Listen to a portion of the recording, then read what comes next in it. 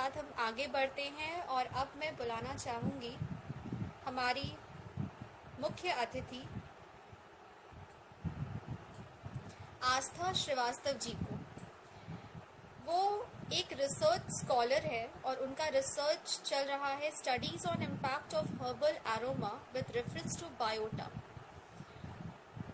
ये रिसर्च कर रही है centre of science and society Allahabad university से। इनका रिसर्च पेपर भी पब्लिश हो चुका है जिसका टाइटल है Indian rituals and herbal remedies a fight against corona pandemic, और ये अभी अभी आया है, अगस्त 2020 में ये पब्लिश हुआ है। तो इसी के साथ मैं अनुरोध करना चाहूँगी आस्था श्रीवास्तव जी से कि वो हमें ज्वाइन करें।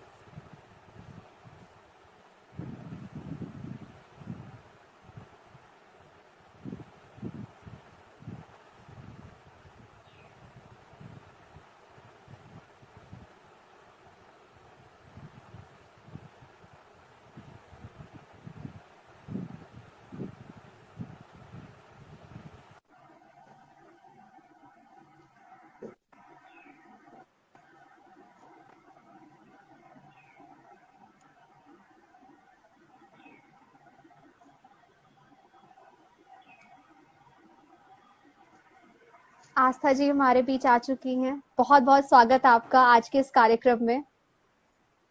आपका भी बहुत बहुत धन्यवाद मौमिता जी, जो आपने हमें इस मंच पर आमंत्रण दिया और हमें अवसर दिया कि हम यहाँ आकर कुछ अपना वक्तव्य रख सकें। और इसके साथ ही साथ हम शब्दांचल की सारी टीम को बहुत बहुत शुभकामनाएं देना चाहते हैं कि आज उन्होंने उनका एक छोटा सा कदम इस मुकाम पर पहुंचा है और कई उपलब्धियों को प्राप्त करते हुए आज उसका 1 साल पूरा हुआ है। और इस वर्षगांठ पर, उसकी पहली वर्षगांठ पर शब्दांचल को पूरी टीम को हमारी ओर से बहुत बहुत हार्दिक शुभकामनाएं। तो जैसा कि आपने बता ही दिया कि जो है हमारा रिसर्च टॉपिक क्या है, हम एरोमा थेरेपी पे मेरा बेसिकली काम है। और एरोमा थेरेपी में ही एक ब्रांच होती है यज्ञोथेरेपी, और मेनली मेरा इनहेलेशन पे वर्क है। तो इनहेलेशन कई तरह से जैसे होता है, जैसे हम ऑयल लगाते हैं तो वो भी सर में हमारे इनहेल होता है। तो उसी तरह से जैसे कोई भी चीज हम सूंघते हैं तो उसका जो इनहेलेशन होता है, मेरा जो ये रिसर्च आर्टिकल आया था वो इसी इनहेलेशन थेरेपी पर ही बेस्ड था, जिसका टाइटल आपने बता ही दिया कि हर्बल रेमेडीज से रिलेटेड है।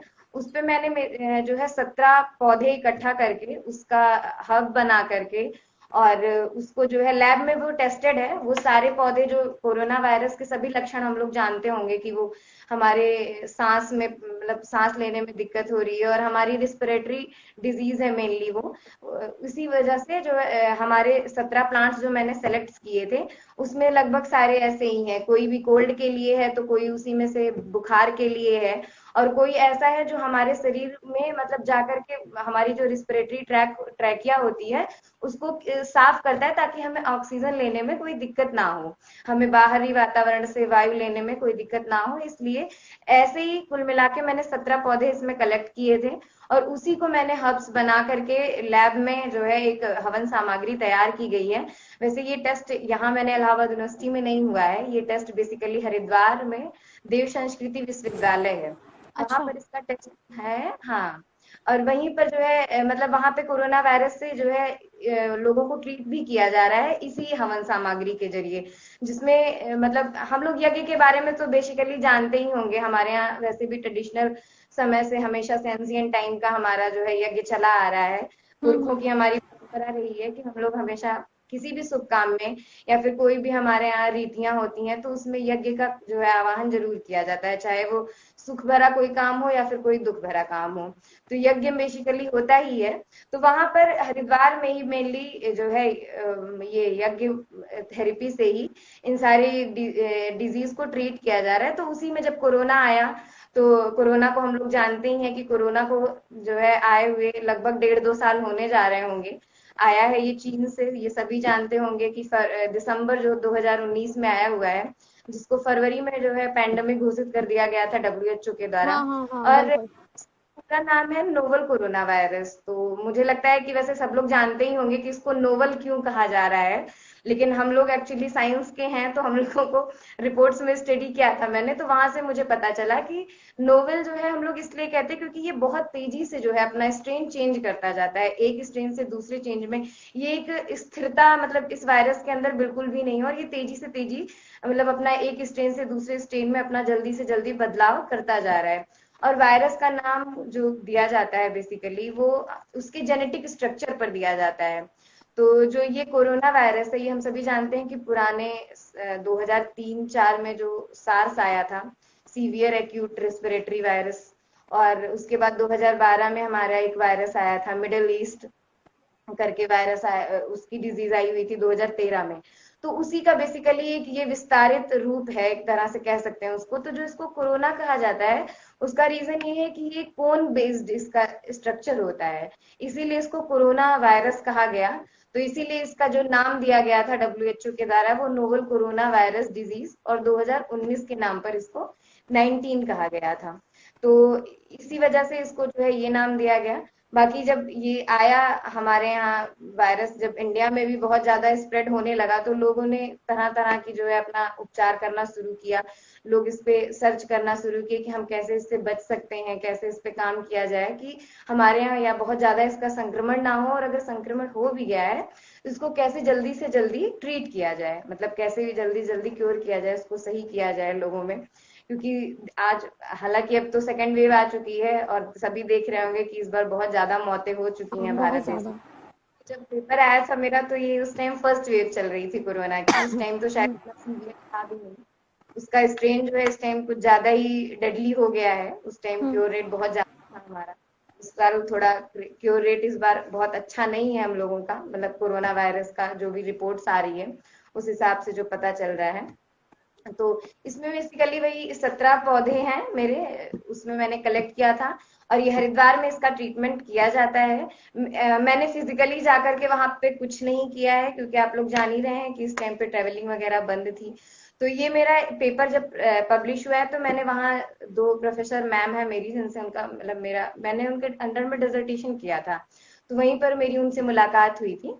तो वहीं से जो है हम लोगों ने काम शुरू किया, तो उन्होंने भी कुछ सजेशन दिया। बाकी मेरे supervisor doctor Shashikant Shukla sir का मुझे बहुत सहयोग प्राप्त था। उन्होंने वो उनका जो रिसर्च था, मतलब प्रोफेसर पीएचडी जो थी उनकी, जो मेरे प्रोफेसर गाइड हैं, उनका जो था वो बॉटनी से ही था। तो उन्होंने अच्छा। मुझे बहुत हेल्प की कौन कौन से प्लांट्स मैं सेलेक्ट करूं, और कौन कौन से प्लांट्स जो है वो इस डिजीज में क्योरेबल हो सकते हैं। तो वहीं से मैंने सिलेक्शन किया है, और उसके बाद फिर ये पेपर जब प्रकाशित हुआ उसके बाद इसका लैब टेस्टिंग की गई, और वहां पर जो है ये काफी सक्सेस भी रहा है, क्योर रेट इसका बहुत ज्यादा है। लगभग 99% लोग इसको मतलब इस जो है प्रकाशन से, या फिर इस जो मैंने हब तैयार करवाया था उससे क्योर भी हुए हैं। लेकिन अब सेकेंड वेव में क्या रिस्पॉन्स है इसका मैं बहुत ज्यादा डेटा आप लोगों को दे नहीं पाऊंगी, क्योंकि सेकेंड वेव में बहुत ज्यादा वहां पे पेशेंट ही नहीं गए हैं, क्योंकि आप सभी जान रहे हैं कि ऑक्सीजन बिल्कुल। वाली बहुत ज्यादा हो रही है।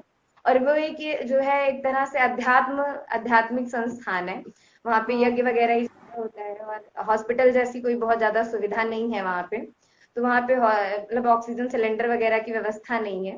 तो इसी वजह से इस बार बहुत ज्यादा जो है रोगी वहां पर पहुंच ही नहीं पाए कोरोना के, तो इस वजह से बहुत ज्यादा इस बार ट्रीटमेंट हुआ नहीं है।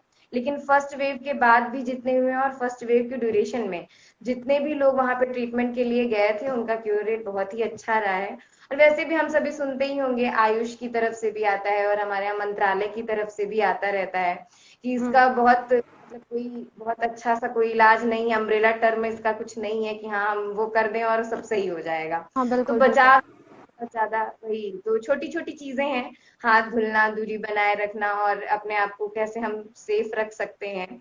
और ऑक्सीजन के लिए भी हम वैसे मतलब कपूर वगैरह तो हम लोग ऐसे घर में इस्तेमाल ही करते हैं।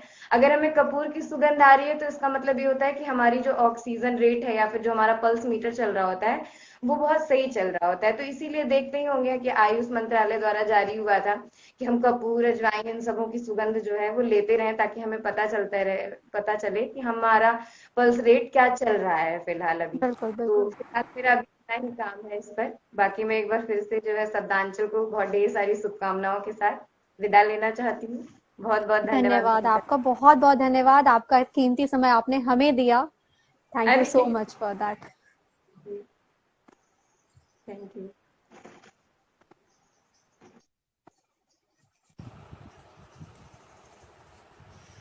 काफ़ी कुछ आप लोगों मुझे लगता है श्रोताओं को काफ़ी हेल्प मिली है।